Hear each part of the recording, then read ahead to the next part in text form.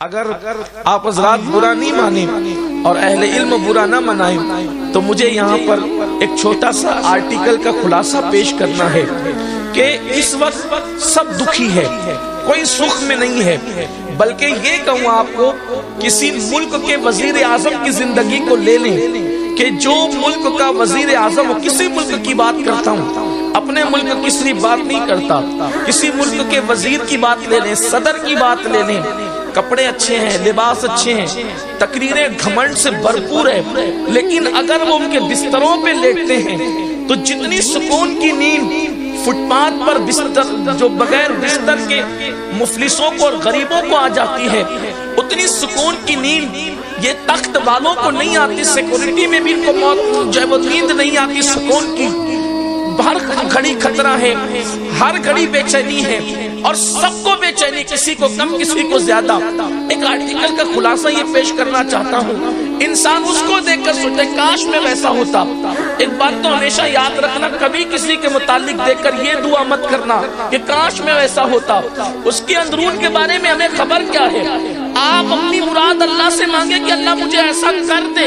ہم یہ نہ کہیں کہ اس کی طرح کر دے، اس لیے کہ وہ اندر سے چل رہا ہے، اوپر سے مسکرا رہا ہے، اور آپ کے ایسا کر دے تو پھر آپ بھی ویسے ہی ہو جائیں گے۔ اس لیے کسی کو دیکھ کر یہ نہ کہیں، کہنے والے کہتے ہیں میرے ہونٹوں پہ دکھاوے کا تبسم ہے مگر، میرے ہونٹوں پہ دکھاوے کا تبسم ہے مگر میری آنکھوں میں اداسی کے دیے جلتے ہیں، پوری دنیا بے چین اور بے قرار ہے۔ وہ جس آرٹیکل کا خلاصہ پیش کرنا چاہتا تھا وہ یہ ہے، ایک مرتبہ ایک کوا ڈال پر بیٹھا اور اس کوے نے دیکھا کہ کوے کے سامنے ایک بگلا ہے جو کسی دریا سے پانی پی رہا ہے۔ چمکتے ہوئے بگلے کو دیکھ کر وہ بگلے کے پاس گیا، وہ کوے نے کہا یار تم کتنے اچھے ہو، کتنے خوش نصیب ہو، کتنے خوبصورت ہو، یہ میرا کالا رنگ دیکھو، میری چوٹ بھدی بھدی دیکھو، میں کیسا ہوں یار، تم کتنے اچھے ہو۔ تو بگلے نے کہا یار تمہارا جو دکھ ہے وہی دکھ تو میرا بھی ہے کہ میں تو طوطے کو دیکھتا ہوں تو سوچتا ہوں یہ کتنا اچھا ہے، میرے پاس تو صرف ایک ہی رنگ ہے، وہ بھی میلا ہونے کا خوف ہے، وہ ہرا ہرا، پھر اس کے بعد اس کے گلے میں خوبصورت لال سا پٹا، ہم تو بولی نہ بول سکے، وہ تو انسانوں کی بھی بولی بول لیتا ہے۔ کبھی آپ نے طوطا دیکھا ہے؟ ذرا جا کر کے دیکھو، اس کے پاس تو دو دو کلر ہے، دکھ اس کو بھی تھا۔ اس کے بعد وہ چلا کوا طوطے کے پاس پہنچا، طوطے سے کہا یار تم تو بڑے خوبصورت ہو، میں تو سمجھتا تھا کہ بگلا بڑا خوبصورت ہے۔ ایسے میں طوطے نے کہا جو دکھ آپ کا ہے، جو دکھ بگلے کا ہے وہی دکھ میرا بھی ہے، اس لیے کہ میرے پاس تو صرف دو ہی کلر ہے، میرے پاس صرف دو ہی کلر ہے۔ وہ مور کو نہیں دیکھتے، اس کے تو ہر جو ہے وہ پر کے اندر ایک خوبصورت سی ڈیزائن ہے، بڑی حسین ڈیزائن ہے۔ کوے نے بڑی سادگی سے پوچھا یار وہ مور کہاں ملے گا؟ وہ کہا دیکھو مور آپ کو چاہیے نا تو آپ جا کر کے دیکھیں، وہ چڑیا گھر میں رہتا ہے۔ جب مور کو ملنے کے لیے کوا چڑیا گھر میں پہنچا تو دور سے دیکھا چاروں طرف سے لوگوں کا جمگٹا لگا ہے، کوئی پتھر مار رہا ہے، کوئی آواز نکال کے ادھر سے، کوئی ادھر سے، کوئی ادھر سے اس کو پریشان کر رہا ہے، کوئی دانے پھینک رہا ہے، غرض کہ وہ ادھر آتا ہے پھر دہل کر ادھر آتا ہے، پھر اڑ کر ادھر جاتا ہے، پھر کبھی ادھر جاتا ہے۔ اس کے بعد جب شام ہوئی تماشائی چلے گئے اپنے اپنے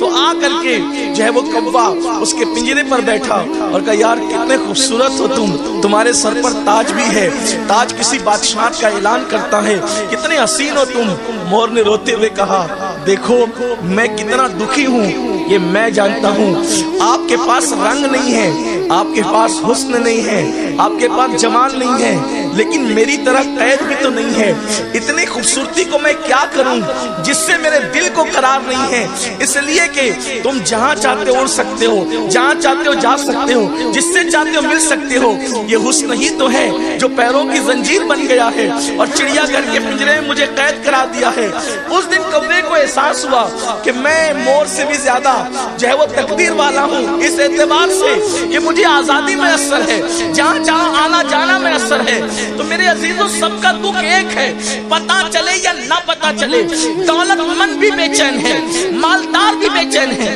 غریب بھی بے چین ہے، مفلس بھی بے چین ہے، جو ایک نہیں چار ٹائم پیٹ بھر کے کھانا کھا مرا ہے وہ بھی بے چین ہے، اور جو بھوکا ہے وہ بھی بے چین ہے، جس کے بدن میں خوبصورت کپڑے وہ بھی بے چین ہے، جس کے بدن میں میمن کے لباس ہے وہ بھی بے چین ہے۔ آج گھر گھر میں آگ لگی ہوئی ہے اور وہ آگ بے چینی کی آگ ہے۔ بیٹیوں کا باپ اس لیے بے چین ہے کہ اس کو بیٹیاں ہی بیٹیاں ہیں، وہ شادی کرے تو کیسے، پرورش کرے تو کیسے، ان کے لیے جو وہ نباہ کا ذریعہ لائے تو کہاں سے، اور باپ جو وہ بیٹوں کا باپ وہ بھی بے چین ہے، اس لیے کہ بیٹے بے وفا ہو گئے ہیں، بیٹے باغی ہو گئے ہیں، بیٹے غدار ہو گئے ہیں۔ بیٹیوں کا باپ بھی بے چین، بیٹوں کا باپ بھی بے چین، اولاد ہے وہ بھی بے چین، اولاد نہیں ہے وہ بھی بے چین، علم والا ہے وہ بھی بے چین، علم نہیں ہے وہ بھی بے چین۔ تو یہ بے چینی کی بلا آئی کہاں سے اور بے چینی کس وجہ سے ہے، تو اس کو سمجھنا ہوگا۔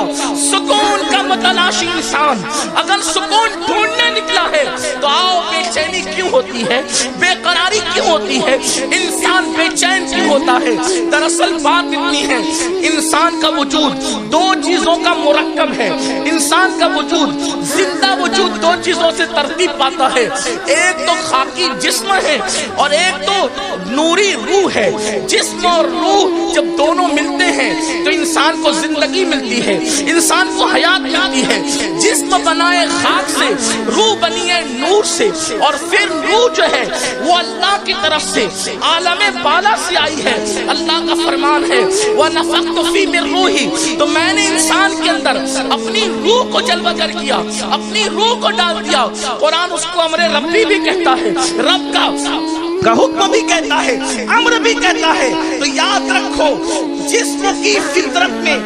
خاکیت ہے، جسم کی فطرت خاکی ہے، جسم کی فطرت خاک نشینی ہے۔ اللہ اکبر، جسم کو کھانا چاہیے تو سکون ملے گا، جسم کو ہوا چاہیے تو سکون ملے گا، جسم کو پانی چاہیے تو سکون ملے گا، جسم کو نیند چاہیے تو سکون ملے گا۔ لیکن جسم کے پرسکون ہونے سے کبھی انسان پرسکون نہیں ہوتا جب تک کہ روح پرسکون نہ ہو۔ سکون کے لیے روح کا سکون ضروری ہے، روح پرسکون ہوگی تو انسان بھی پرسکون ہوگا۔ میرے پیارے آقا علیہ السلام کے پیارے دیوانوں، تو یہ جو روح ہے، روح یہ آئی ہے عالم بالا سے، اللہ کی طرف سے۔ تو اس کو سکون کس طرح ملتا ہے؟ جیسے مچھلی کو سکون پانی میں ملتا ہے، درندوں کو سکون جنگل میں ملتا ہے، پرندوں کو سکون ہواؤں میں پرواز سے ملتا ہے، ویسے روح کو سکون اللہ کے ذکر میں ملتا ہے، اللہ کی عبادت میں ملتا ہے، اللہ سے وفا میں ملتا ہے، اللہ کے قرب میں روح کو سکون ملتا ہے۔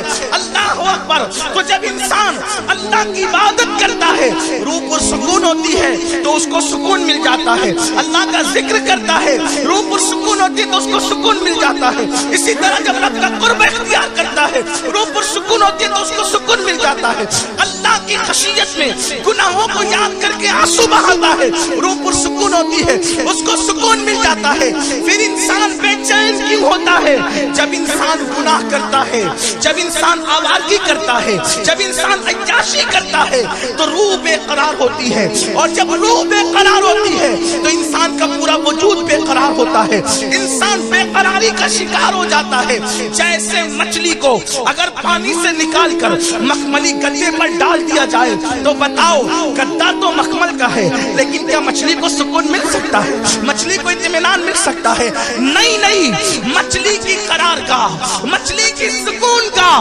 واللہ اکبر مخملی گدے نہیں ہے، نرم نرم بستر نہیں ہے، بلکہ مچھلی کے لیے سکون پانی ہی میں ہے۔ اگر آپ پرندے کو نکال کر سونے کے پنجرے میں قید کر دے تو بھی اس کو وہاں سکون نہیں ملے گا، کیونکہ سونے کا پنجرا اس کی جگہ نہیں، کھلی فضاؤں میں پرواز کرنا یہ اس کی جگہ ہے، اس کو سکون وہاں ملے گا۔ آج پوری دنیا اس لیے سکون کو ڈھونڈ رہی ہے اور پوری دنیا اس لیے بے قرار ہے کہ پوری دنیا کے اندر گناہ بڑھ چکے ہیں۔